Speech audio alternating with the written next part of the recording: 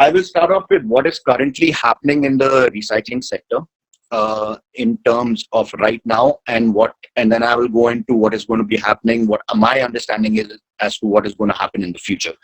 As we all understand, the COVID crisis has created a massive, massive challenge because one, the supply chain has completely died down. That is the most important thing. One, that the supply chain is dying down. Second, of course, as industries have closed down, what has ended up happening is that a lot of the waste that is now being generated is coming out of households, e-commerce warehouses, and some packaging firms. So the area where the waste was earlier coming out of in terms of quantity was from a lot of manufacturing units, but now there's a massive amount of waste that is coming out from households, and a little bit is coming out from e-commerce companies and packaging firms. So there's been a shift in the quantum of waste coming out, and not only that, there is a shift in the characteristics of waste coming out. Whereas earlier we were finding from households, there was around 50 to 60% of the waste, 60% of the waste that was coming out was organic, and around 10 to 12% was plastic. Now that composition has jumped quite a bit, where we are finding almost 15, 20, 25% of it to be recyclable, out of which almost 10 to 12% of that waste being plastic waste. So it becomes imperative that for any organization that is in the recycling side of the business, the most important thing for them is feedstock. And right now, a lot of organizations, some of them have started functioning in terms of recycling plastic, do not have the feedstock available to them. They might have some stock that was stocked up and that is being used right now, but because the supply chain is broken, that feedstock is not available or is not reaching them to start their process of recycling things in a proper manner. So it becomes imperative for a lot of organizations who are recycling. For us, we are aggregators and collectors, so we understand the requirements from recycling establishments in terms of providing them quantum, and not only quantum but also quality, which becomes very, very important moving forward. And I will touch on that as to why that becomes important in terms of moving forward, and quality, why the importance of quality is important. Current trends of sustainability, of course, we all know consumers are demanding that the products that they use, brands package the products in sustainable packaging. What does that sustainable packaging mean? Does that mean in today's day and age, a lot of that is being promoted as biodegradable or compostable? A lot of it is being promoted as as paper packaging, but very little is being promoted as plastic packaging. Why is it that plastic is the one that is taking the fall for that is not being propagated as something that is sustainable? It's something that the industry needs to really look at, and that, of course, I've touched in the beginning, is to do precisely with communication. I would also, as there are a lot of members over here who are in the aggregation business and maybe also on the recycling business, we know that predominantly the aggregation and recycling business in India on the plastic side is unorganized. And it becomes imperative, as a lot of us have time right now on hand, that we start getting our facility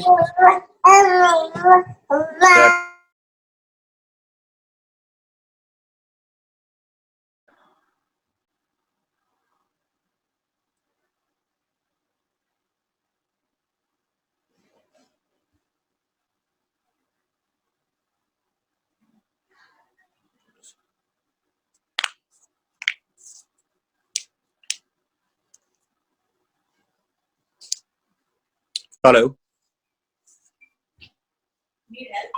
जी बोलिए, आवाज आ रही है आपकी? Yeah, go ahead, Mr. Manek. We are listening. Okay. So I think some guys request everybody to mute your sound, please. Switch off. Mute. Should I continue? Yeah, continue, sir.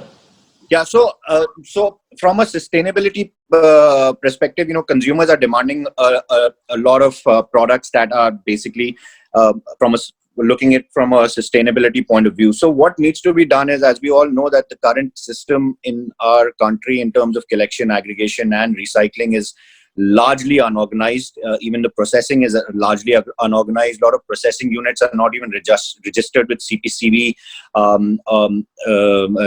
state pollution control boards also. So that in this time becomes imperative that a lot of the recycling units that are operating get themselves registered, because this will have tremendous amounts of benefits moving forward. And one of the benefits being, of course, that brands are now demanding packaging material or are demanding recycled material to be supplied to their manufacturers, which meets specific grades which meets hi, can you hear me?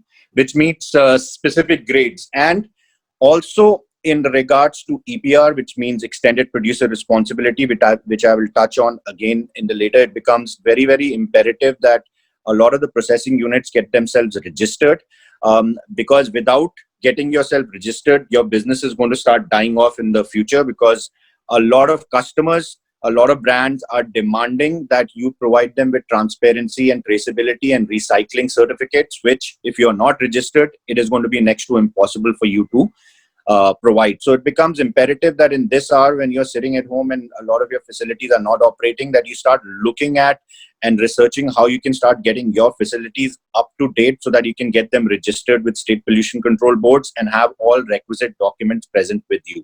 That is very, very, very, very imperative moving forward. In terms of opportunities right now, of course, there is an opportunity. The government has put out notifications that transportation of non-essential goods is also allowed. To a great extent, it is not being followed by states, but in some states where we are functioning, for example, in Karnataka and Delhi and UP, we are still managing to collect a lot of scrap from the unorganized sector. And this gives us an opportunity right now to buy this material at a very, very discounted rate, because, of course, a lot of facilities are not open and a lot of people are not going out to procure scrap material from the market. So as a processor or as an aggregator in the sector right now, it gives you tremendous opportunity to actually buy material at a very, very discounted rate from the market and start storing it within your warehouse. If you have a processing unit and you have permission to start,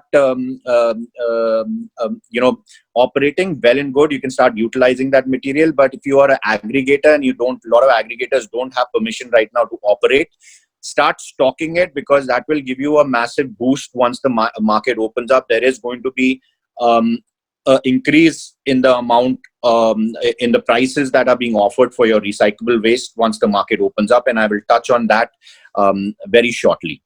So that is one. Those are two opportunities that you can start partaking in right now. I had done multiple posts on this, and I will share with the concerned individuals over here a proper procedure of getting permissions to operate within cities, if you are in the collection and aggregation side of the business, and also permissions that are required for you to start operating. I will share those also so that you can start applying for them and see if you can start operating and getting your system up and going. I would also like to tell you that once the market does open up, there is, of course, going to be an uptake, because where the uptake is going to be right now is going to be in prime material, which is, of course, virgin material, because there is going to be still a shortfall of recyclable material coming into the market because of the supply chain. As you all know, the supply chain starts from collection, and the collection is done mostly by the unorganized sector. A lot of people from the unorganized sector have moved back to their villages or are not operating. Hence, what has ended up happening is the municipal bodies have started collecting a lot of waste from houses. Now, what is happening with the municipal waste is it's all getting dumped. Some portion of it is getting sold to scrap dealers, but majority of it is getting dumped. And that, again, has to do with the misconception that coronavirus sits on plastic and plastic has the ability to pass on coronavirus, which is completely untrue. And unfortunately, the sector and industry has not been able to tackle this notion in a proper manner by actually speaking up against it. There is no scientific evidence that coronavirus gets passed on by plastic. It remains on plastic for 72 hours, just like it remains on steel for 72 hours, and it remains on cardboard for 48 hours. But there is no trend or there is no established proof that through plastic or the use of plastic, coronavirus can be propagated or spread across the sector. So as of now, what is happening is a lot of municipal bodies have started doing collection. So your raw material, a lot of it is either getting dumped. I would say about 75% of your raw material is getting dumped right now, and about 25% is being collected by some small private players and the unorganized sector, who is then, of course, stocking a lot of this in their warehouses. So supply chain is going to be the biggest challenge once the market opens up, because how quickly can you start getting the raw material in your facilities is where the challenge is going to come up. So there is something and I've done posts on this also, there's something that the industry can do, aggregators and processors on this side. And that is to get in touch with certain NGOs who are working in the field of waste management, who are actually supplying food and helping out a lot of rat pickers who are stranded in the city. You can get in touch with these NGOs, and I'll send you a list, because through them you can get in touch with a lot of these rat pickers and speak to them and ask them the quantum of waste that they have lying with them, whatever it might be, PP, LD, HT, PET, doesn't matter. But at least you start building a network. This is the time that everybody needs to start building a network, because the supply chain is going to be broken. Maybe you guys were working with established people from the unorganized sector who were supplying waste to you. Maybe a lot of them have gone back. Maybe they've shut business, because as we know, money is also scarce, and a lot of people's cash flow has stopped. So these three things can be done right off the back right now, and everybody needs to be working on this, because without raw material, doesn't matter how fancy of a facility you have, it's not going to operate if you don't have the raw material coming in. As there is going to be, of course, now I've already touched on the fact that a lot is going to happen in terms of a shift coming from where your raw material comes out, and that's going to be predominantly right now, even after the lockdown opens, because industry is not going to open up right off the back. It will take 2-3 months for industry to open up. So it becomes critical that you look at your supply chain from a perspective where it is going to be essentially raw materials that are going to be coming out from households and e-commerce establishments and certain other critical establishments which are functioning right now at almost 100% capacity.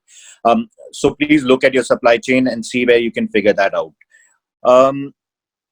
Municipalities are another area where you can start touching on. A lot of municipalities right now are having a great, are not only looking at generating revenue from the waste that they are collecting from households and from industries, but they also don't have enough in terms of availability of where they can send a lot of their recyclables, and they don't have the knowledge. So educating municipalities about the type of plastic that is coming out and the value associated with that plastic is very, very imperative, because over a period of the next year or 2 years or 3 years, municipalities are going to start playing a larger and larger role in terms of collection of waste, not only from industries, but also from households. And that is going to start affecting raw material usage for a lot of people, including aggregators. We are already finding that in cities like Noida, in cities like Bangalore, in cities like Ludhiana, where we are functioning, where we are seeing an increasing amount of collection being done by municipalities, which is again changing the way we structure our supply chain of materials coming, because now we have to start dealing with municipalities instead of dealing with small time aggregators, or instead of doing the collection ourselves. and I will touch on that separately also. In terms of opportunities, this is where I find there is going to be massive opportunity is going to be on the HTPE side. As it is, there is FMGC companies are in full swing, and there are a bunch of companies that are actually 2 or 3 companies, one being Banyan Nation based out of Hyderabad, who is doing this in terms of recycling HDPE and then providing these granules to large brands like Nestle and others, who are then using this to package all of their FMGC products in. There is a massive opportunity in this because there are a lot of commitments that have been made by brands such as Coca-Cola, Nestle, and the likes to shift their packaging material towards more recyclable material. Now, that does not predominantly mean that it's going to be plastic, because a lot of them are actually also moving towards glass and paper. So what can the plastic industry as a whole do to ensure that it stops losing business to the plastic and the paper industry, because that is already starting to happen, and that needs to be done in terms of course, innovation and investment in the sector. There is very little innovation and investment as a whole in the waste management sector, but we need to be very conscious about this, because this movement of moving away from plastic by a lot of large brands has already started. A lot of people are propagating cardboard. A lot of people are propagating glass as a reusable option because, of course, in the consumer's mind, it seems like plastic is the devil when it's not. So this needs to be tackled, and this needs to be tackled through industry bodies such as yours, voicing your opinion a lot more aggressively, forming some sort of a manufacturer and aggregator group that then goes and speaks to the government, that approaches these brands and provides them with sustainable options that they can use in their packaging material. Because this becomes very important moving forward. Companies and organizations who are not going to be innovating in this field, especially on the packaging field, will be left behind. So I personally feel that is a massive opportunity that lies on both the HDPE side. On the PET side, there are again certain rules and regulations that I've been reading, and there is talk in the industry and in the ministry of allowing rPET as a to be used in food grade plastic, but that is not moved yet. And it is imperative that organizations such as yours and also all the manufacturers and recyclers come together to really push the government to allow the use of rPET in the use of food grade plastic, because the difference between virgin, with the oil prices dropping right now, and recycled rPET is becoming smaller and smaller. And that needs to stop right away. And we need to ensure that more and more recycled material is utilized in all of our food grade plastic, because that is only going to help the recycling industry in terms of ensuring that we get proper value for our product. PET has suffered the most out of all of the plastic. In the last almost 2.5-3 weeks, we've seen prices come down to 25-26 rupees a kilogram, and that's for clear PET. Whereas about for colored PET, it's down to 23 rupees a kilogram. Whereas before the lockdown, the prices were hovering around 33, 34, 35 rupees. So there's been that drastic drop in PET. So we need to really look at things now. I don't know, there are a lot of people from the industry here, but there is bottle to bottle recycling actually happening in India. A lot of people probably don't talk about it, but the neck, which is again made out of PET, which has a higher. Hello. Can I call you later?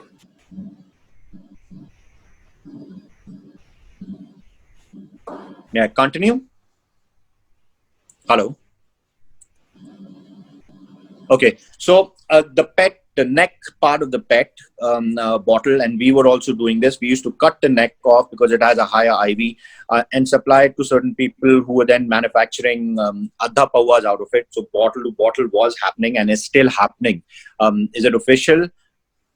We all know that it's not official, but it's happening in India, and this needs to be legalized by stepping up and voicing our opinions to the government, because it's imperative for the recycling industry that rPET be allowed to be used in food grade plastic. I wanted to come to the other major opportunity that is going to present itself and is already presenting itself, which is to do with EPR, extended producer responsibility, on the side of plastic. Now, extended producer responsibility is on e-waste, it's in battery waste, and in plastic waste also. The challenge that EPR right now is facing is that, one, there are very few recyclers, registered recyclers in the country of various types of plastic waste who can actually I'll call start you after providing. half an hour.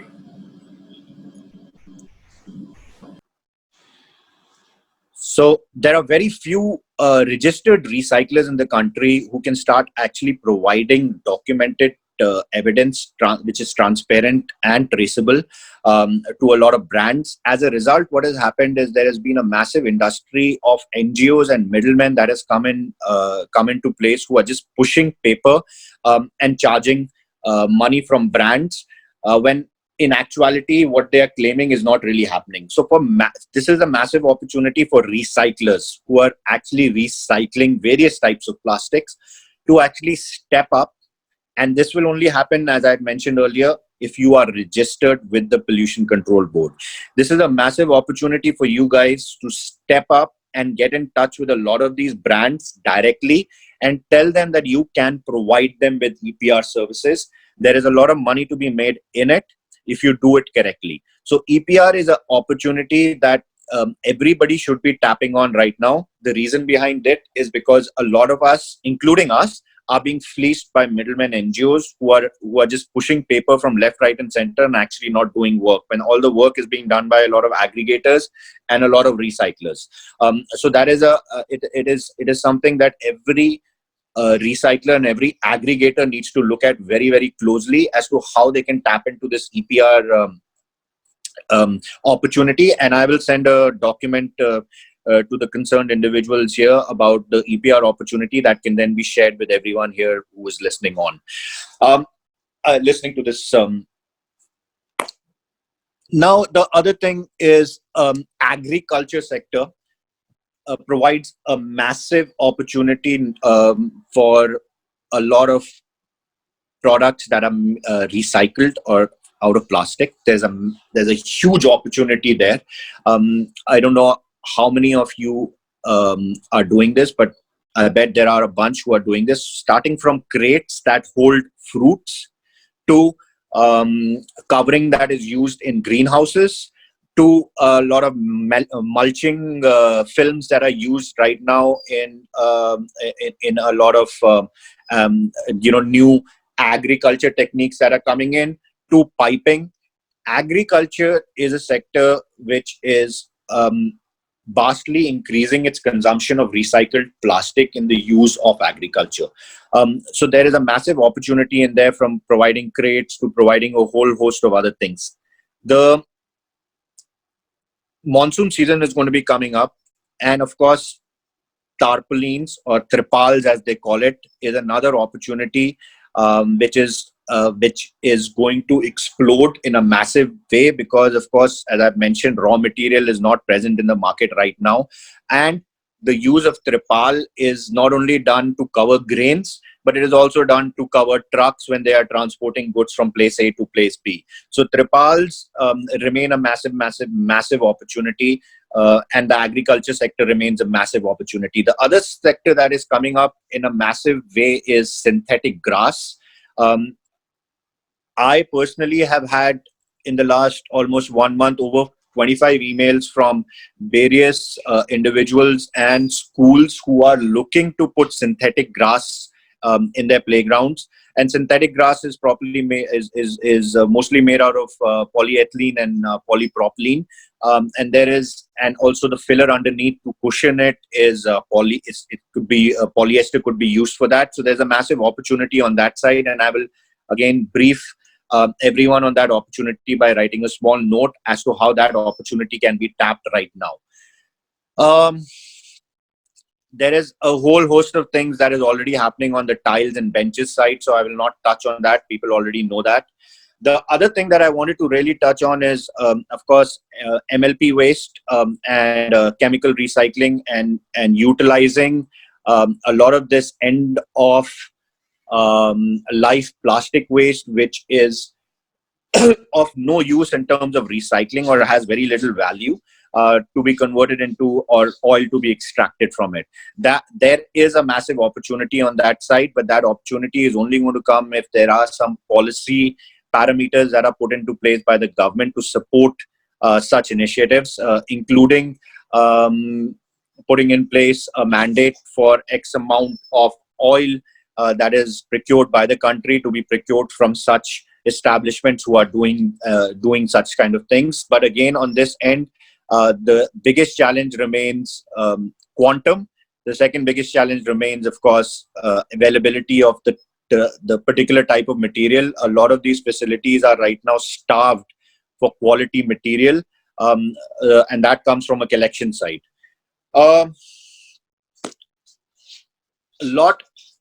A few bankers that I have been speaking to have been saying that some measures are going to come into place within a lot of banks and within a lot of office buildings, where they're going to start using some form of screens that are going to start coming up and being put across banks and across offices, where the physical contact between people sitting on both ends mitigates.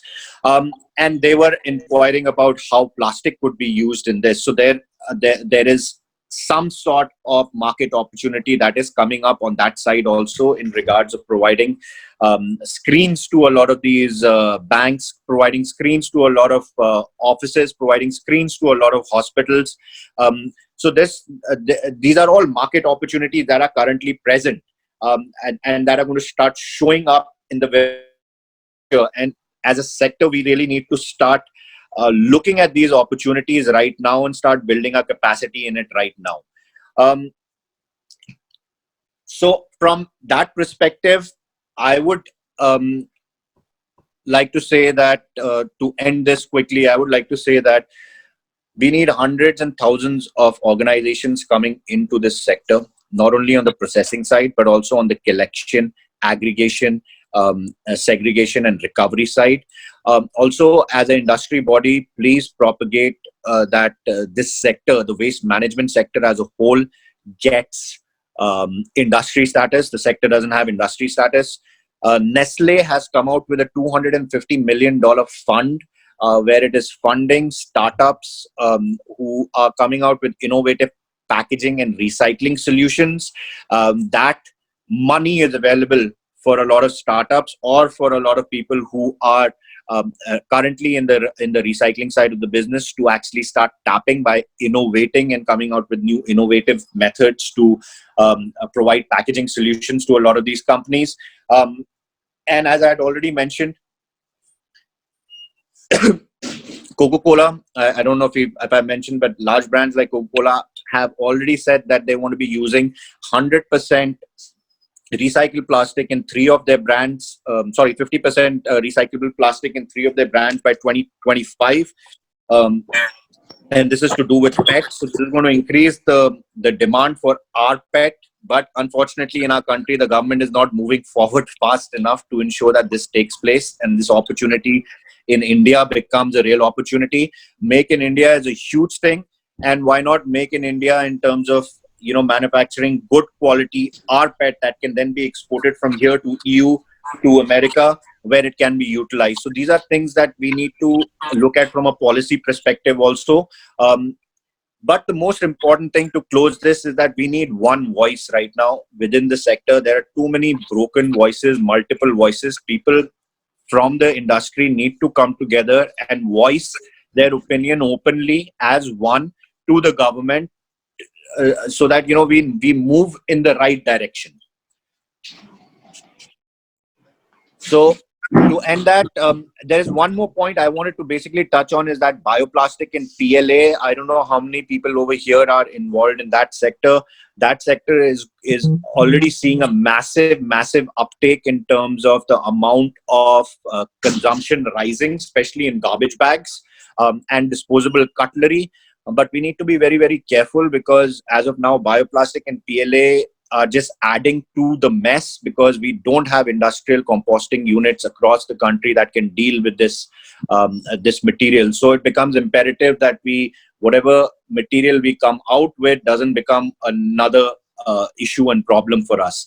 And lastly, of course, effective communication is very, very important. We need to effectively start changing the psyche of the consumer towards letting them know that plastic is not bad. Plastic can be recycled over and over again, and plastic is being recycled over and over again.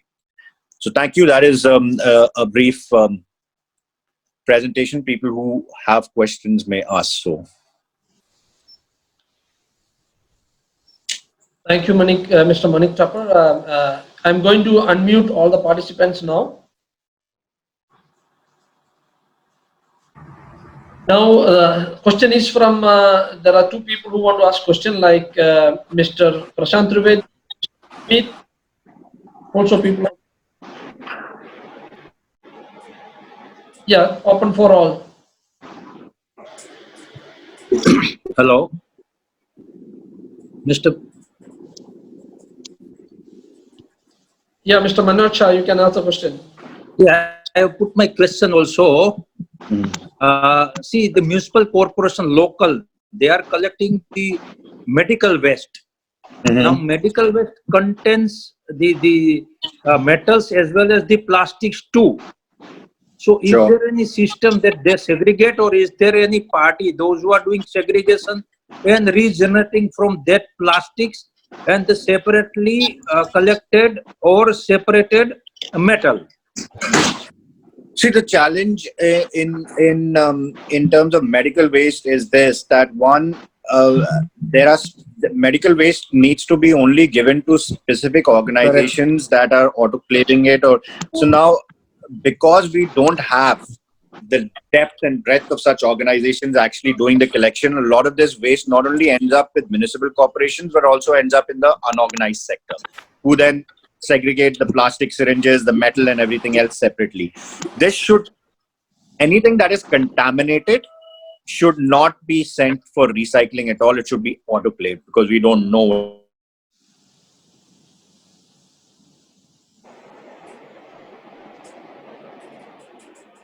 Now the question is from Dr. Prakash Manavar, President of the Foundation.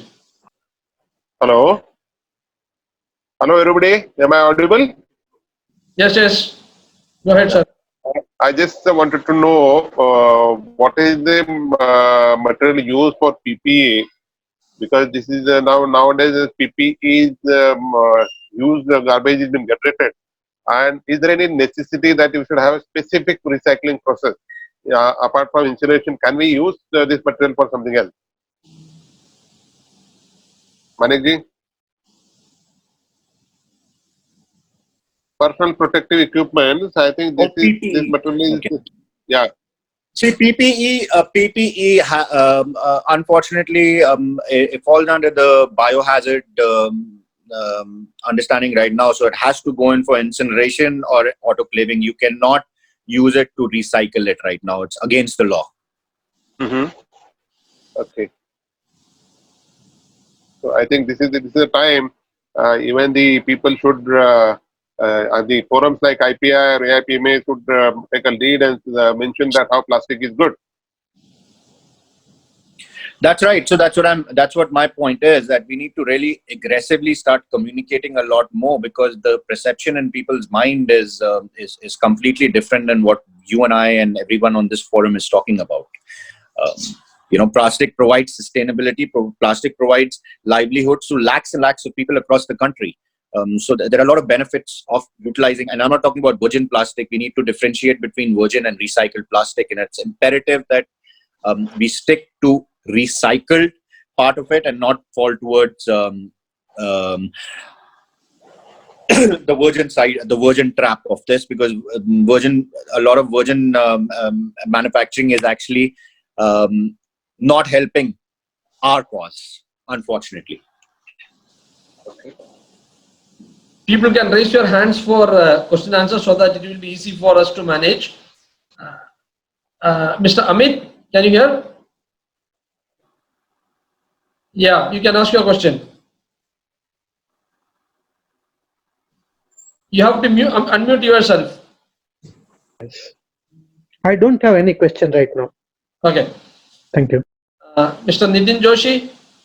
Yes. Hello. Good morning, everyone.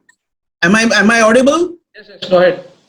Yeah. I want to ask about PCR, post-consumer recyclate. Now, worldwide, Coca-Cola is using recycled material for food contact application. How do we convince our government to use that? Can we form a committee and give a memorandum or something like that? So that is already in process. All right. We personally, as an organization, have written to the government, and a lot of other people and a lot of bodies have written to the government. Now that there is a committee that is already set up that is looking into this. But you understand how it is. We are always looking into stuff, and we don't really move towards implementing it. That is something, that's why I mentioned it here. That is something that needs to be taken up a lot more aggressively with the government. Unfortunately, the people who are blocking this is big oil and brands themselves like Coca-Cola and Pepsi, who don't really want this to be happening, even though they have committed to it in the European Union and in parts of America. Unfortunately, our policies and laws are not forcing them to do so over here. So organizations such as this and platforms such as this need to be used to propagate this cause, because it's only going to help the recycling industry grow a lot larger. Yes. See, I have some experience regarding life cycle analysis and recycling. So any help needed, any technical help needed from my side, I'll be willing to do so. Thank you. Next question from Mr. Srikanth. Typically, what is the investment for starting an aggregator, local level aggregator in 2 cities? See, aggregation could also, before aggregation, you could also get into trading. All right. Trading requires, you could trade for as little as 10,000 rupees, or you could trade for as much as 5 crores, 10 crores, it depends. In terms of setting up an aggregation unit, I think a minimum investment, including a small warehouse and everything, and setting up, having a truck in place, you would require at least, even if you don't want to use a truck, you could use a small rickshaw. You would require 2 to 3 lakh rupees, in my opinion. That's how you could start. Aggregation, how we do aggregation is a very unique model, which I will share with you. We have an open warehouse concept across the cities that we operate in, which means rack pickers to individual households to small time and large time aggregators can just bring their waste to our warehouse. It gets weighed and they can dump it over there, right? And they get paid for it right there and then. What that does is that negates us from actually going out and investing in collection and sending our trucks out and sending people out. That's one thing that we do. The other thing that we have done is we've got over 80 to 90 small time aggregators who we have given rickshaws that are powered. They go around the cities to small little kirana shops, to some retail outlets, and they buy all of their recyclables from them at a specific price, and then they come and sell it to us plus whatever it is. So there are various models that you can start implementing to start setting up an aggregation unit. And initially, you don't need to have machinery in place like baling presses and stuff of that sort. Start small. You can have these metal boxes made in which you put your cardboard and plastic, and you can tie it up, or you can use sacks also to fill it, to then send it to larger aggregators if you don't have volumes. But if you've got substantial volumes like 5 tons, 6 tons, then you can send it directly to the recycling units or mills if you so like. I just wanted to quickly touch on this on the side of plastic. It's a very technical sector, especially because it needs to be segregated, and you need to have an understanding of the different types of plastic. You also need to have an understanding of how to clean it properly. And of course, you need to have an understanding of what the market is. And in plastic, what happens from the smallest player to where it ends up in terms of recycling, it goes through normally 5 or 6 hands. So there is, and every hand is making money. So you need to realize where you can add value how many hands can you remove? Because more hands that you remove, the more money you end up making in the plastic side of this business. Similar with cardboard and other materials also, but plastic specifically, it's a complex game when you're aggregating and segregating plastic. Okay, next question is from Mr. Raghuram. What is the challenges in recycling of MLP? Well, biggest challenges, there is hardly any recycling happening of MLP because the material composition is such that we don't have the technology available right now. But there are some MLP to oil plants that have come up. There are certain people down south, I will share the details with you, who are actually utilizing MLP waste right now to manufacture various things like bricks and stuff of that sort. So the challenge, of course, is the biggest challenge right now is having a clean source and collecting it, because MLP, as you understand, doesn't really have market value. So for even a rack picker or any collection agency, for them, it becomes something that is waste. They throw it out.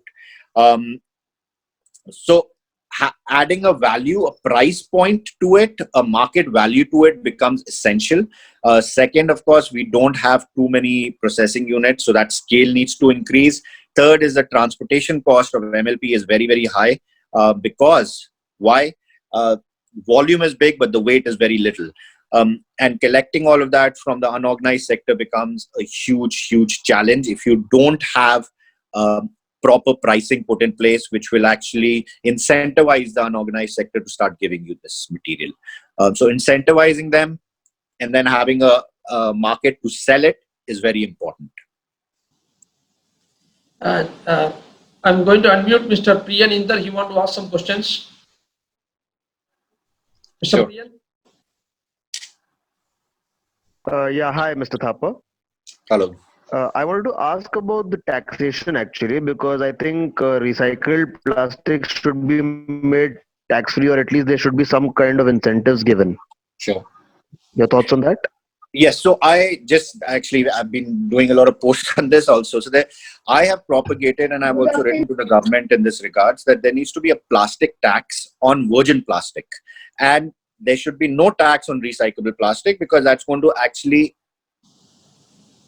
cause the industry to grow, and it'll have more people coming into the sector. So a virgin plastic tax is imperative. It needs to be implemented. There are talks already in Britain whereby 2022 plastic tax is going to be implemented. So yes, those are my thoughts. I personally believe that there should be a tax on virgin plastic, and any material that is recyclable should get a tax break, or there should be no tax on it at all. Next question is from Mr. Sunit Dapke. Yeah, thank you. Actually, my question I had written also a very simple question that does this plastic waste aggregator or collector required to take CPCB permission or state pollution? Because they are just only collecting and then giving to the recycler. So I they can't have to hear take you. any permission? Can you repeat the question? Does the plastic waste aggregator or collector, required to take CPCB permission, like only for collection? So here is where there is a gray area ambiguity. There's something called Municipal Solid Waste Rule 2016, all right, which states that municipalities and local urban bodies must ensure that any recyclable waste is given to authorized waste collectors or authorized recyclers. Now, when you go to the municipal corporation and you tell them that, please listen, give me authorization. I want to get into this business of aggregation and collection. I want to be authorized by you. Please tell me what your guidelines are. They have none. Their simple question and answer to this question is that we have tendered the entire city's waste out to one company, or we're going to be doing it. As a result, a lot of aggregation and collection activities happen in the gray area. So they are not illegal and they're not legal. They're hanging in between. So that's another real battle that the sector as a whole is fighting. And we again have written multiple policy documents in this regards, and have written multiple letters to the PMO and ministry to ensure that there is clarity provided in this. Because as of now, what happens is that if you start an aggregation business, and this is starting to happen, you start an aggregation business and you start collecting waste from houses or from industrial establishments, and the city tenders the entire city's waste out to one organization. They all of a sudden start coming and asking you to show them your permissions, and the whole cycle of corruption starts. So this is in the gray area right now. We are working on it, but we need more people to be voicing their opinion on this right now. To answer your question simply, is there any permission required to collect and aggregate? Yes. Can you operate without permission? Yes. Thank you. As long as you're not processing it. Once you get into processing, there is a detailed understanding of what you need to do, and you need to get your permissions. But if you're not processing it, then you need to But you don't require permission from CPCB or SPCB. No, doesn't state. That doesn't state. There's no. Unless this is only for non-hazardous municipal waste. Okay. Correct. Yeah. Not for hazardous. Non-hazardous municipal waste. Yeah. Thank you. Thank you. Next one is 1 second. Shivangi Agarwal want to ask some question.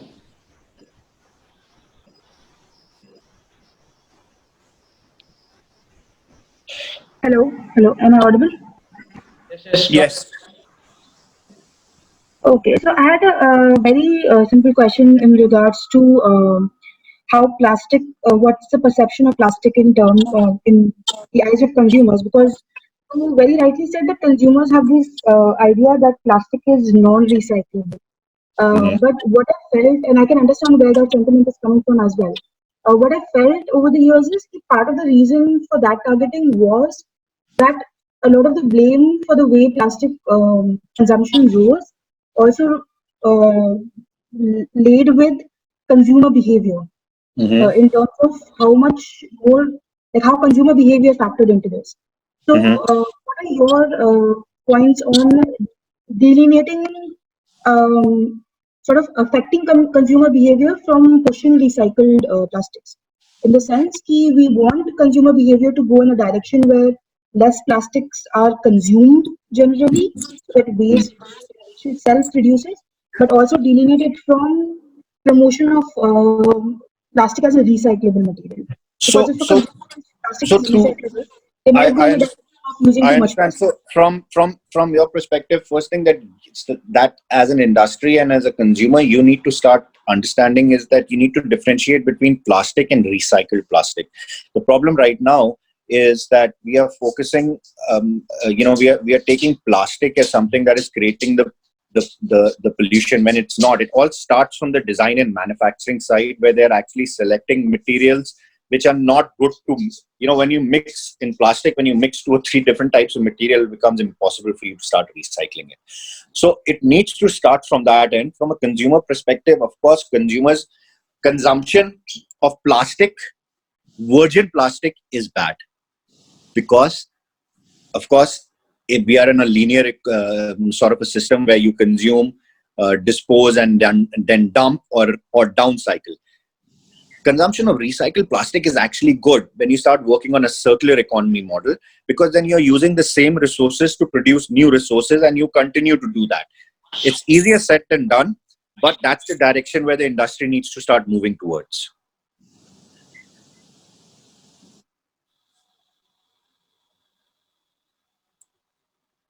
Hello. Next question is Mr. Sunil Roy. Yeah, hello. Yeah, good morning. Am I audible? Yes. So, Manik, you said that there has been a lot of demand from brand owners or FMCG for recycled plastic. I just know, are they taking any quality of granules that is being churned out by the recyclers, or they are looking for specific quality in recyclate for using it? So they have specific specifications. Okay, you need to meet those specifications, and as of now, there are 2 particular products that in the plastic side that are really going to start seeing a massive demand increase on this end. One is going to be, of course, HDPE, and the other is PET. And there are specifications that these brands are looking for that you need to meet. And if you meet those specifications, then you can start supplying to them. Okay, so do we have a list of the requirements of the FMCG or brand owners for that matter? I don't have a list per se right now, but we can always find a list and share it with the group. All right, Okay. these are all available online. I mean, these are all. See, a lot of what is happening on this side is being driven by the European Union policies. So there are certain requirements that have been put in place by the European Union in order for you to use recycled PET or recycled HDPE in food grade or consumer packaging, and that is readily available. I will share it with the group by tomorrow, so that is accessible to everyone for everyone to see. Mr. Parvez Merchant from Rotary Club is here. He wanted to ask some questions. Yeah, basically, it's not a question. What I'm trying to say is we are involved in Rotary Club and we are doing a lot of work in Swachh Mumbai awareness programs where we are talking to solid waste management, on solid waste management to housing societies and several educational institutions, including schools and colleges and universities. What we are doing is arranging various seminars. So far, we have done 4 seminars in the last 2 years, and the third one was on plastic management. A lot of people from this group, Mr. Atul Kanuga and Dr. Samir Joshi, they were all involved in this. And after that, we have been now directly talking to the housing societies through advisory centers, waste management advisory centers. The first prototype advisory center has been started in Wadala and the Rotary Center. So, and we are working some people from the industry here. And what we are trying to now expand that facility to other Rotary Center. There are 6-7 Rotary Centers in Bombay. And what we are asking all of you is to, wherever there is any need for introducing any any collection center or plastic recycling unit or wherever is required, any awareness program is required to be done in the community. Rotary Club in the as a district committee is available to you, all of you. So this is offer, and we are always available. Thank you. This participant to support.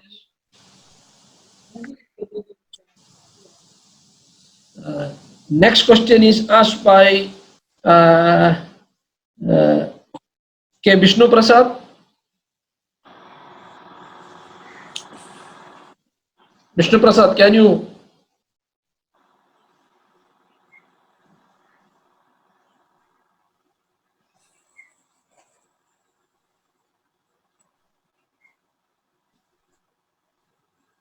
Mr. Nitin Joshi, want to ask one more question again? Yeah. I just want to add that some gentlemen had asked about the specifications of the MNC's food contact certification. See, these specifications are individually available with all the companies. They will give you Unilever or R&B or Coca-Cola. They give the specifications. Based on that only, I said that we should give a proposal to Government of India so that they also can start using food contact recycled material in food contact application. So these specifications are very well available and they are variable. We have the capability to manufacture that grade of recycled plastic. So it is not something a very rocket science or something like that I wanted to tell you. There is a question from Sudhir Vishnavi. He has some problem in every time we are facing hurdles to sell plastic product into government departments or facing issues incorporate specification of plastics into their tender, as they always feel that use plastic against the environment. So it could be avoided. Please suggest for the same and through on same. What are the suggestions for government? Government always asks for environmental friendly things, I think. Suppose so.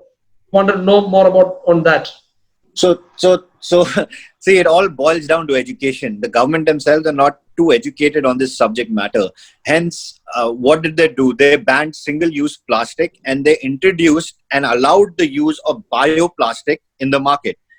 Bioplastic is not getting recycled. It cannot be mechanically recycled. It screws up the entire mechanical recycling chain. Bioplastic cannot be recycled in your backyard composter. Majority of it ends up in the landfill. So there needs to be education that is imparted to the government also in terms of policies. And I have again done multiple posts on this as to we need people who are practitioners from the industry with hardcore experience, who know what is happening at a grassroots level to advise the government with policies. Otherwise, such policies as the gentleman is putting forth are going to continue to keep coming up, and they're not going to be good for the sector. So the sector needs to take a step forward and get on board with the government to advise them as to what they need to do. Okay, there is one question from Harsha. Harsha, would you please ask the question? Because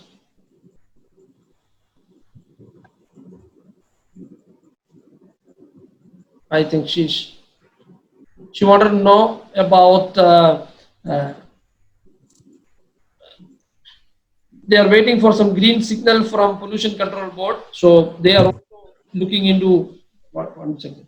Mr. Nigam Prasad would like to ask, as we know, garbage collection is an unorganized sector. So is there any platform we can use AI or app-based system so that we can track and manage each waste collection? Yeah, there are plenty of softwares available online.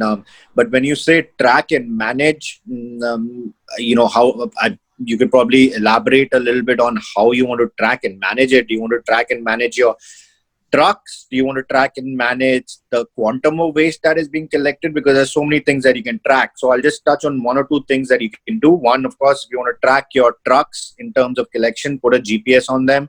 Or there are some tools available online where you can actually track your trucks and employees through a mobile app, so you know exactly what they're doing. But the more important thing is to track what has been collected, what quality has been collected, what quantum has been collected, and how much of that has actually come to you. Because as a lot of people probably who are in the collection and aggregation side, especially on the collection side, would probably realize that theft is a big issue in this, because recyclables all have a value. So there are hundreds of kabadis sitting on the side of the road. A truck can just stop there, unload a little bit of material and sell it to them. And if you've got high value material like copper or aluminum, then you are in for it. So it is more important for you to be tracking that. And that you can track through various systems, which I will again share with the group. There is a question from Mr. Anshul Gupta. What are the technology available for PS recycling and what are the final applications? I am not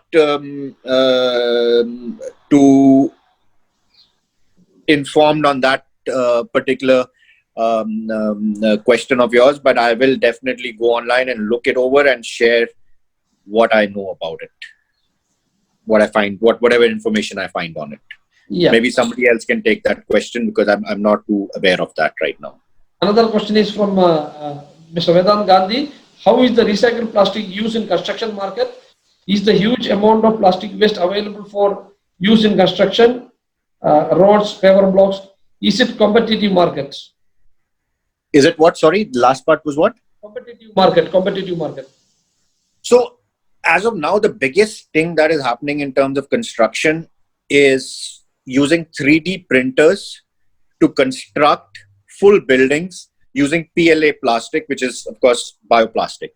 There is a massive market that is developing for this, especially in cities, in places like Dubai, and also in a lot of other European cities where they're using 3D printers to build entire buildings out of PLA plastic. In terms of the Indian context, there are a lot of people who are manufacturing briquettes, who are manufacturing walls, and with the government's push on affordable housing for everyone, this is a market that has tremendous potential if, of course, you have a product that adds value at a price point which the government is looking at. But there is massive demand for this, and there are a lot of people who have bought into this, because the good thing about plastic is that you could prefab it also. So you could have prefabricated sheets, you could have prefabricated roofs, and it's already happening. So the demand is there and the market is definitely there. Road construction, I don't know. Reliance is trying to get into it also, and they put in it again boils down to the value proposition of what type of plastic is going to be used in that construction of that road, and how effectively can it be delivered to companies like who are going to be using it in road manufacturing, and at what price point, which is very, very important. There is one question from Harsha. Harsha is sent the question on message. There is already EPR aggregators, but local government not supporting them. And they end up between Swachh Bharat and GPCP. Though they have already submitted their files for approval without complete action plan, but still there is unnecessary delay and confusion despite of several meetings with government body. So my question is, how do you think or come up with the way forward or solution in that case?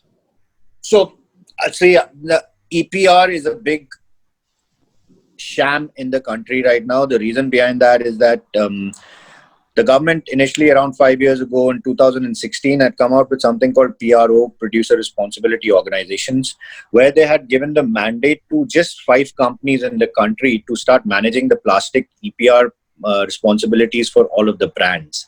Now, this turned out to be a massive scam, and in 2019, February or March, the government cancelled PRO registrations, which means, producer responsibility, you don't need to be registered as a PRO in order to provide EPR services, which opened up the market for everyone. The floodgates were opened, and each and every individual or company wanting to get into EPR got into it. Yet the market is still being controlled by 4 or 5 players in cohesion with a lot of brands, which is ensuring, and local government, which is ensuring that new players don't come into the sector. As a result, you'll find that any company, any large organization that you go to, you will only get to hear 2 or 3 names that are doing EPR for them. Yet our landfills continue to increase in size. The waste on streets continues to increase. So where is the EPR? To answer your question, how do you take it forward? You will have to fight it out. Unfortunately, there is no other way around it. But the best way to do this is now to get in touch with the brands directly and offer them the solution that you have, and use their help to get to the government. So get in touch directly with the brands. Their email IDs are all over the place. They are on LinkedIn. Use LinkedIn as a platform to get in touch with them, pitch them what you have in terms of your EPR solutions, and then they themselves will help you and assist you. But your value proposition should be such that they see a lot of value out of what you're trying to do. Mr. Guru would like to ask a question. Mr. Guru, go ahead. You can unmute yourself.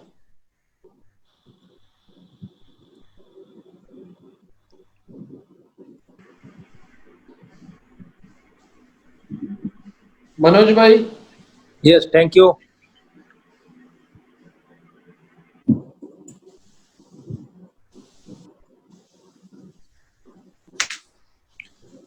Can't hear you. Can't hear you. You're not audible. Unmute karo, sir. Unmute yourself. Unmute karo.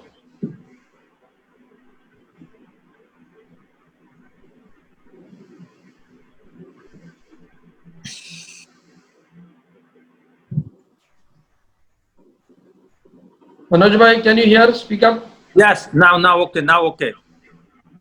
See, listen, one IPI has done seminar in Doraji, I remember, the big hub for recycling in Gujarat, Doraji in Gujarat, Saurashtra region. And I have learned so many people are doing good work there. They have requested me particularly, and some Joshi was there, some other IPI people were there. They are doing very good work, but they are interested in putting some kind of additives which will enhance the property of the regenerated or the recycled material of plastics without deteriorating any other properties of the plastic material. So उसमें खूबी आ जाए, खामी निकल जाए सब material की और खूबी आ जाए, ये कहने उनका बहुत टाइम से रिक्वेस्ट है. So you being Manik, you can guide us, and in person also I will contact you later on. They are keen to get that, because what is they're saying, according to their experience since about decade or more, that whatever the material they procure, they will have to sell at lesser rate the quality of the material. So any kind of the additives is being added properly and with the sufficient quantity, they can enhance the tends to virgin kind of the material, tends to, not equal to, but tends to. Then they can get a better benefit and they can be benefited, and the more and more people will come into this industry. I am myself ready to invest in that. But unless and until the return is there perfectly the best way. Thank you very much. So to answer your question is, there are some areas where there is a demand, and then there are some areas where you have to create a demand. This is an area where you have to create a demand, because the demand is very little right now. So you have to create a demand by actually showing what the value proposition of your material is. Now, if you're talking about I'm presuming you're talking about granules. After the recycling process, you're talking. So if their process is certified, is at least registered, and they have a process as you're claiming where they can actually improve it, if not equal and close to virgin material quality, then FMGC companies are a massive market for that product. And of course, we can take this offline and discuss it, but the demand will also have to be created in this case. Okay, next question is from Guru. So there is, hi Manik, as you spoke, there is for recycled plastic to be used as well as, hello, am I audible? Hello? Yes, go ahead. Yeah, so as you said, there is recycling in PET and HDPE can be done. However, as per EU guidelines, however, India bans PET or any food grade material to be used in recycled material to be used in food grade material.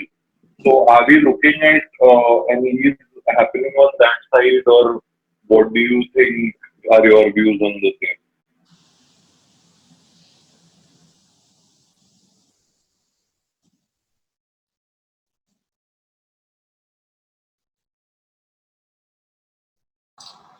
Mr. Manik? Yeah, I didn't get the question properly. It was not too audible. If you could just repeat the question for me. Yeah, I said, as you said, PET and HDPE is food grade material as per EU is allowed. However, India does not permit recycled material to be used in food grade material. Is there any direction or any notification regarding the same, where food grade material in India can be made out of recycled material at the moment that you are aware of? So as I had mentioned, FSSAI does not allow this to happen, but there is a movement and there are documents in place and there is discussion happening where they are going to be allowing it very soon. We are hoping that comes out very, very soon. It's not out yet, but we are hoping that it comes out very soon. But we've been hoping that for the last almost 3 or 4 years.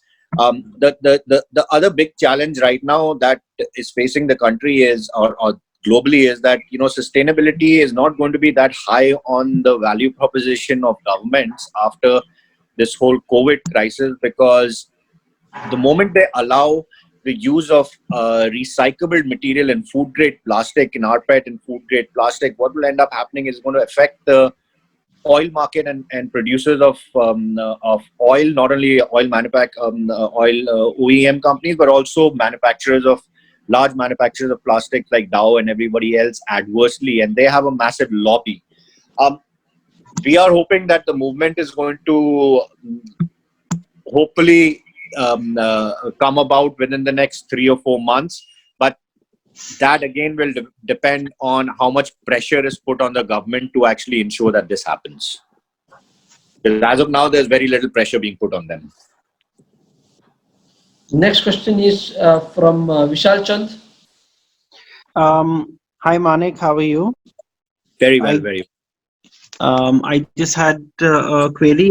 How can we be in touch with you via WhatsApp, phone, an email ID? How is that possible? Sure. So multiple ways. LinkedIn is the best way, but I can ask them to share my email ID and WhatsApp number with you, and we can be in touch that way. You can look at me up on LinkedIn, Manik Thapar. You can send me an invite. You can connect. You can send me a message on LinkedIn also. Okay, great. So I'll get in touch with you on LinkedIn, but unfortunately I'm not very active there. So I'll also wait for your mobile and email Sure. ID to come through. Sure. Thank you. Sure. Thank you. Anyone else would like to have question? Rajbhai, Yeah. any question? Yes. Go ahead. Manik ji, I'm repeating the question that most of this plastic waste can be used in the road construction. Why government is not accepting, in spite of there was a directive before 2 years from the PM to mix up the plastics with the butadiene and then you construct the roads. Or is there any issues on that? Yeah, so there are multiple issues on it. One, of course, is that in my personal opinion, that's not actually good for the sector as a whole. For the recycling sector, it's not the right thing to be doing, not the right direction to be moving in. The second reason is the quantity, the availability of material for use, the type of material and the quality of material that they want for use in road construction. The collection of it, the aggregation of it, and then the transportation of it. Just about 2 months ago, we were in talks with an organization that was looking for construction material, plastic material and poly bags. They were looking for shredded, cleaned, and washed. And they were wanting to give us 14 rupees and 50 paisa for it. Now, it's not economically viable for us to go out and collect poly bags, then clean them, then transport it, bale them, and transport it to this particular gentleman's facility. It does not make economic sense. So, as long as there is no economics in it, it's also not going to it's not going to happen properly. So, the economic aspect of it is very, very imperative and important. Okay, thanks. But I would like to have another question that I see a lot of plastic waste dumped along with the other garbage on the highways, Nasik highway. I mean, if you pass through Shahpur and all, you will see both sides of the small villages. The plastics are being dumped on the either side of the road of the highway. Sure. Now, to tackle this kind of issues, I was just thinking why they can't influence this kind of waste, collect and use in the road. Sure. So it all boils down to, again, economics. You go to I was about 5 months ago, I was in the hills, and the situation in the hills is so grave. I mean, you just see MLP plastic everywhere. And such is the situation across the country. Now, the problem is that just because it has been collected doesn't mean it has been treated. Just because you see when you walk out of your house that your streets are clean does not mean that the garbage that was lying there has been processed properly. A lot of it has been collected and just dumped. So it is out of sight, out of view, right? Out of mind. So there needs to be, of course, a lot more money that is coming into the sector. The money is going to come into the sector when the sector gets industry status, or when the sector is allowed to operate on a competitive free market model rather than what is happening right now, where they're monopolizing and cartelizing the entire sector throughout the country. So there are a lot of policy-driven initiatives that the government needs to do in order for them to ensure that not only does the country remain clean, but this sector starts adding at a more aggressive rate to the employment that it provides to people, at a more aggressive rate to the GDP of the country, and also starts bringing about innovation within this sector. That all of that is driven by policy. And unless people like you, me, and others here don't start voicing our opinion with the government, the problem is people are afraid of voicing their opinion because they think that the government is going to take some adverse action or there'll be some adverse reaction. A lot of people have those feelings, but they don't want to speak about it. But I think today is the time that we all need to start aggressively voicing our opinions if our industry is to survive. That's my personal opinion. There is two more questions. One is from Mr. Prashant Trivedi, and after that, Ms. Nikita. Yeah, Mr. Manik, basically, you had been talking about this virgin plastic tax and no tax on recycling material. Many of the recyclers basically are doing recycling, and they get the benefit of recycled granules at rate of 5% GST. But when this recycled material goes to the manufacturer to make end products, the tax is 18%.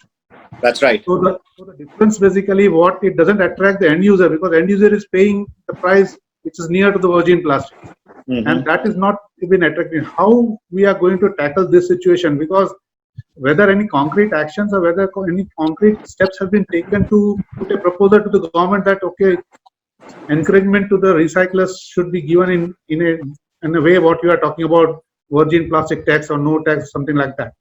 So there are two ways that I look at this situation. The first way is, of course, and this has been established, that consumers per se are willing to pay a lot more for products that they think are sustainable. All right. Now, as somebody who is making baltis and muggas out of recycled plastic, you're not communicating that to the consumer. The consumer does not know that that balti or that mugga has been made out of recyclable plastic, because you are not in any of your communication. It is not apparent to the consumer. So that needs to be very, very apparent to the consumer. One, that you are paying more for this product because it's recyclable, and it's made out of recycled plastic. All right, and it can be recycled over and over again. So that communication needs to start being drilled into the consumer's mindset. From a government perspective, of course, it is imperative that the government, and especially with our Prime Minister, with the Swachh Bharat Abhiyan and everything else he is doing in terms of putting an end to single-use plastic and stuff of that sort, it is imperative that a plastic tax be implemented on virgin plastic, and 5% should, if the government doesn't want to negate it, then 5% should be the tax on end products also. Should not be more than that. Thank you very much. Thank you, Malik. Next question is from Nikita. Yeah, hello, Mr. Manik. This question is purely from a consumer perspective. Me being someone who got interested into sustainability and zero waste living, if you have heard about that, only recently, and still trying to understand the recycling business. A lot of us in this community have the understanding that plastic being recyclable, it is still recyclable only to a certain extent, like maybe a few times. So I would like to understand, how is it then it is more sustainable than other material options that we have for packaging? See, that's a long drawn answer to that, which I'll not get into, but I'll give you a shorter version of it. You have to look at LCA, which is life cycle assessment of every product, right? Now, the LCA life cycle assessment on plastic is proven to be a lot more, not only economical, but also environmentally friendly. Now, there are certain technologies now, as plastic, as you're talking about, can be recycled 6-7 times, but it can be recycled even more times than that if you keep adding a little bit addition of virgin material to it. All right. So instead of using too much, you start using a little bit of it. But the better thing right now and the good thing right now is that we are, as not only as a nation, but globally, they are coming out and they are working on technology which is called chemical recycling, which will ensure that your product, your plastic product, whatever it might be, is recycled in perpetuity, okay, over and over again, so that you do not and maintain the same amount of the consistency and quality. That's in testing phase in some places. In some places it has actually been commercialized, such as in the European Union, and also a few places in India with certain types of plastics. But that's a move that is coming. In terms of sustainability and from an LCA, life cycle assessment point of view, there is hands down no debate on the fact that plastic is a lot better than a lot of other materials. That is if LCA is looked at a proper perspective, which also includes how the material is being disposed and processed. Okay. Is there something online where I could read up more on this LCA? Sure. I mean, there is the bunch of websites online that you can go to, and I will again share all of those details with the group here, and then they can share it with you. Okay. All right. Sure. Yeah. Thank you. There is a platform called enviroconnect.com where you can put your you can contribute yourself to the platform. It is a people's platform where you can contribute content as well as you can read a lot. There are so many content available. There is one question from Dr. Harindu Vyas for additives and testing. Dr. Harindu? Yeah. So I just heard by Mr. Manik regarding the testings of recycling plastics. So there are some norms and there are some tests that has to be done for the recycling test plastic that we do at our laboratory. And the second question was asked for regarding the additives for enhancing the property of recycling plastic, which is say which are immiscible. So there are also some additives that we are working on. We are doing research in that area to enhance the property of immiscible recycled plastics to put up to the mark of the virgin one. So this I just wanted to give the information. That's right. Thank you. Okay, great. Thanks. Anyone else have any questions before we pack up? I'm unmuting everybody. It was very nice, informative lecture. Can I ask you?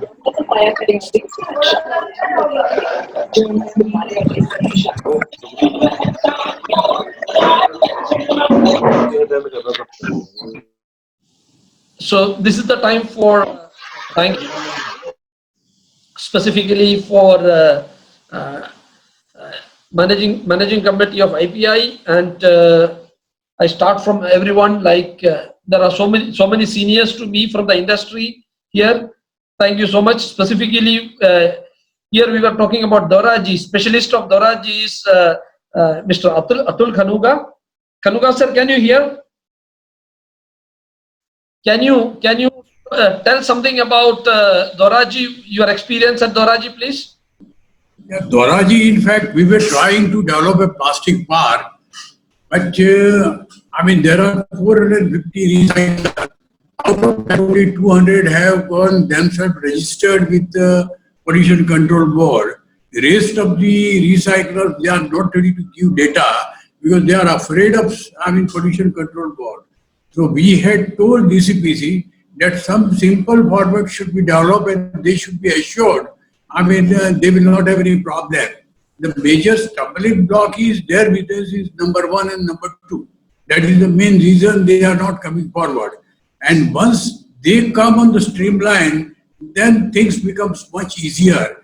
Government is ready to pour 40 crores of rupees for plastic park, and similarly same amount government of Gujarat can also give.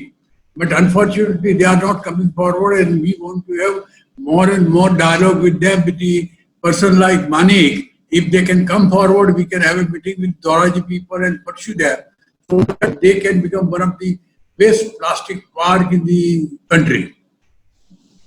Mr. Manik, I mean, as and when lockdown is over, I would request you to come forward, come over here, and we can go and have a meeting with Doraji people. Yeah. Definitely. Yeah. Now this is the time for thanking everyone. Special thanks to IPI GC as well as IPI Mumbai chapter. Special thanks to Mr. Hariram Thakkar, Chairman GC IPI, then Vice Chairman Shri Pankaj Shah, then specifically today's our speaker Manik Tappar, sharing your knowledge to people. There was some technical error which we could not solve it immediately because the limit was automatically, I have to add the limit. Somehow there was some issue and which is already sorted out. And I think we will rehost you again for around 500 people or 300 people. There were so many people, but I could not put them into the meeting. And I'm sure that it will be solved for the next section. Dr. Samir Joshi was a lot of helping hand for coordinating with me. Mr. Shinde at Sandeep Shinde at IPI office. And thank you everyone for joining. There are so many platforms we developed for packaging and environment. Enviro Connect is a platform where it is a people's platform. I request everybody to register, contribute your views, tell that plastic is not bad, but littering is bad. Dr. Samir Joshi, are you here? Yes. Can you give 2 words on Enviro Connect, please? Can you hear me? Yes. Go ahead.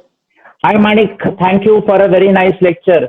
It was wonderful hearing you, and every time you keep on inspiring me, as I always say. Thank you so much for having me on board. So Enviro Connect, ENVIROKONNECT is a platform. I request you to log in. You'll find a lot of information there, and you can also share. Mr. Atul Kanuga is raising his hand. Mr. Kanuga? Jinu, can you unmute him, please?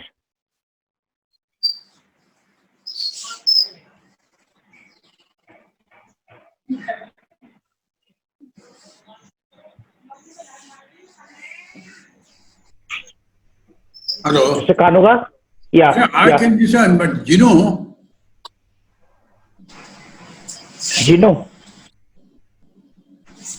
Yeah. You can speak, Mr. Kanuga. Yeah, I mean, in fact, we should have heard something from Paramjit Singh because he is an expert in these lines since last several years and very close to us. So we would love to hear something from Paramjit Singh.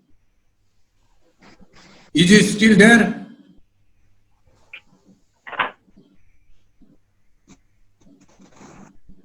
Sir, can you unmute? Yes. Yeah, I think I've unmuted. Well, it was very nice to be a participant in this seminar. I've enjoyed it thoroughly, and I was wondering, in the recent times, for example, the COVID, the situation that we have been having. And I have seen that during this time, there has been a lot of pre-distribution of food. And the packages used for the food distribution have been, of course, of plastics. And this has probably added significantly to the problem of plastic waste generation and management. And I'm only wondering that this does not lead to further earning bad name by the plastics. So this is a point that I would like for the members to be careful about and be concerned about it. Thank you very much.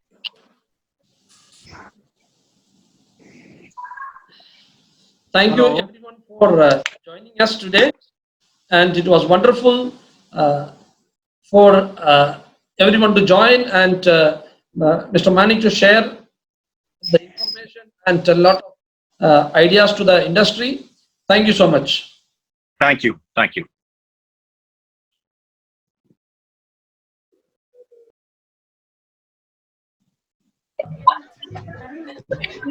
Hello.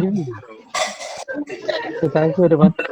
Thank you. Thank you all. Thank you, everyone. Thank you, Mr. Manik. Thank you, everyone. Thanks a lot. Thanks a lot. Thank you, Manik.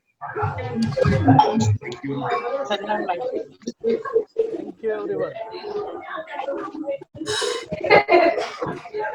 So thanks a lot. Okay, Gino, I'll be leaving. Yeah.